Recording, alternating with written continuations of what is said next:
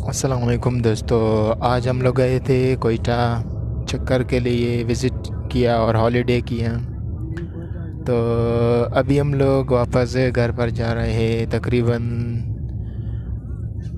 6 बज रहा है और मैं क्योंकि लेट हो गया था, इस वजह से मैं जो मेरे एरिया का जो वैन है वो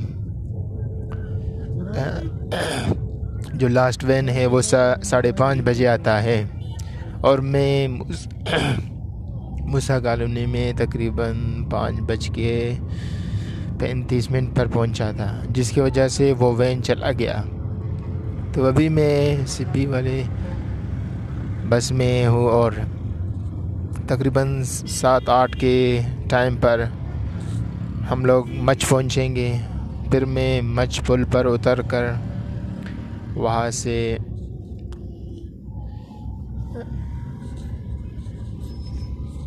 मगर अभी जो हम लोग सिब्बी के जो वैन में हैं, ये लोग के हैं मुसाफिरों से नाजायज़ किराया वसूली किया जा रहा है।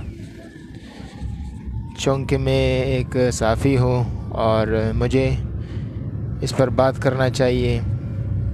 मैं जानबूझकर जो लास्ट वैन है उसमें नहीं आया था, ताकि मैंने देखा कि देखो ये जो दूसरे जो वैन्स हैं वो किस तरह किराया वसूली करते हैं। आप देख सकते हैं कि जब तेल बढ़ता है तो जितने भी ट्रांसपोर्ट्स और गुड्स हैं वो कीमतें बढ़ाने में देर नहीं करते हैं, मगर जब तेल, डीज़ल और पेट्रोल वग़ैरह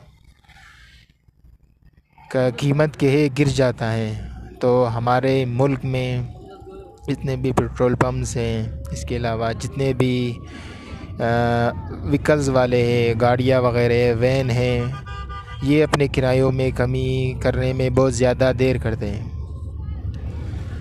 आप देख सकते हैं जब इनसे हम लोग पूछते हैं कि अभी तो तेल सस्ता हो गया है, मगर फिर भी ये लोग पैसेंजर से कि क्योंकि हमारे मुल्क में कानून नहीं, इस वजह से जो गरीब हैं, किसी बड़े पोइट ने कहा था कि जब गरीबों की जेब की कमाई लुट रही हो तो उस दौर के हुक्मरान से कोई भूल हुई है। ये शेर तो आप लोगों ने सुना होगा। और एक दूसरा शेर जो हमारे इल्लामा इकबाल ने कहा था कि